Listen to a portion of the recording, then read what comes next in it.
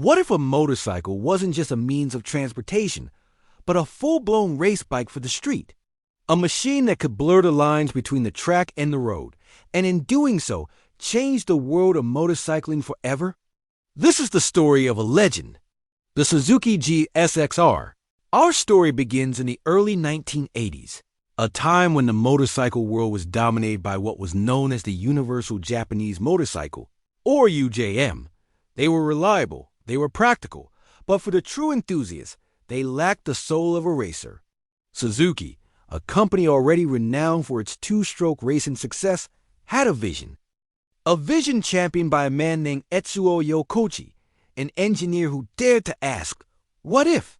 Yokochi's philosophy was simple yet revolutionary. A motorcycle's performance is intrinsically tied to its weight. The lighter the bike, the better it will perform in every single way. This obsession with lightness was the spark that ignited the GSXR revolution. The first taste of this revolution came in 1984 with the Japan-only GSXR 400. It was a revelation, weighing 18% less than its competitors and setting a new benchmark for performance in its class. But this was just a prelude. The main event was yet to come. In September 1984, at the Cologne Motorcycle Show, the world got its first glimpse of the future, the Suzuki GSXR 750. When it hit the markets in 1985, it wasn't just a new model. It was a new philosophy. A race bike with lights, it was the closest any manufacturer had come to putting a genuine endurance racer on public roads. The GSXR 750 was a technical marvel. At its heart was an air and oil-cooled inline-4 engine, a technology Suzuki called SACS Suzuki Advanced Cooling System. This system, inspired by their endurance racers, used oil to cool the engine, allowing it to be lighter and more compact than a traditional water-cooled engine. The result? A staggering 100 horsepower from a 750C engine, a figure that left its rivals in the dust. But the real magic was in its weight. At a mere 394 pounds dry, the GSXR 750 was a featherweight in a world of heavyweights, weighing as much as 78 pounds less than its competition.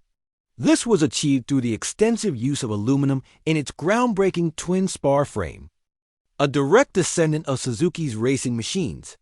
The impact was immediate and profound. The GSXR 750 didn't just look like a race bike, it performed like one.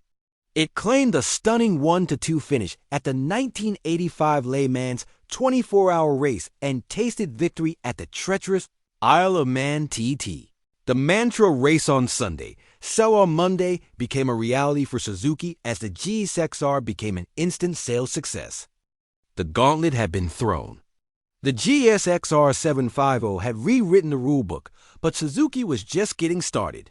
The 1980s and 90s would see the GSXR family expand and evolve, constantly pushing the boundaries of performance. In 1986, the 750 was joined by its big brother, the GSXR 1100.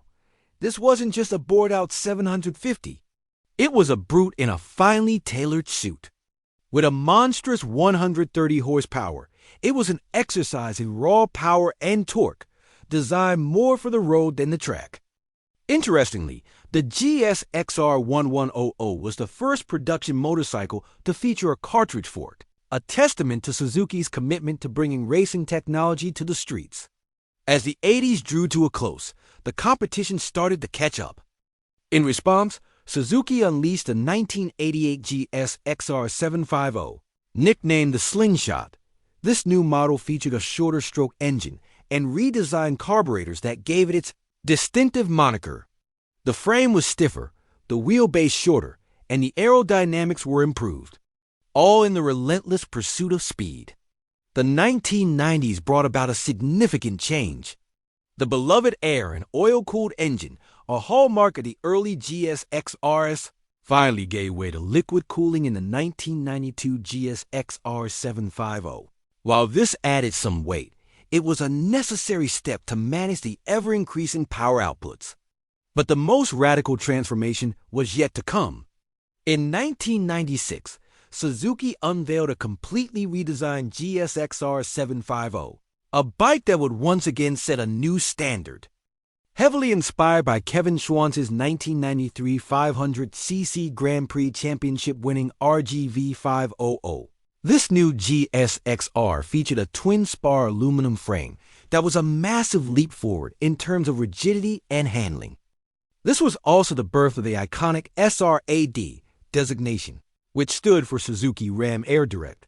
This system used ducts at the front of the fairing to force air into the airbox at speed, increasing top-end power, a feature that has been a staple of every GSXR since.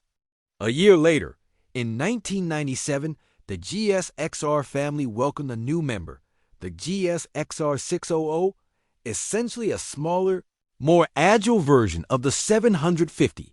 The 600 was an instant hit. In the burgeoning Supersport class, winning the World Supersport Championship in 1998 and 1999. As the new millennium dawned, the Superbike landscape was about to be shaken to its core.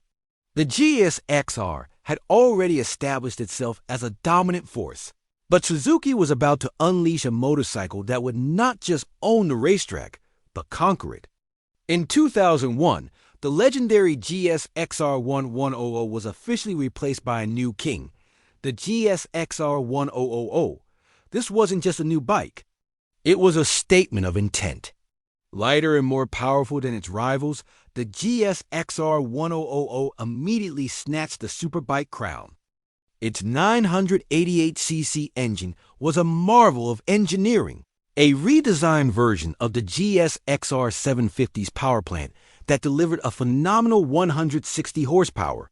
All this power was housed in a chassis that was incredibly light, weighing only a few pounds more than its 750cc sibling.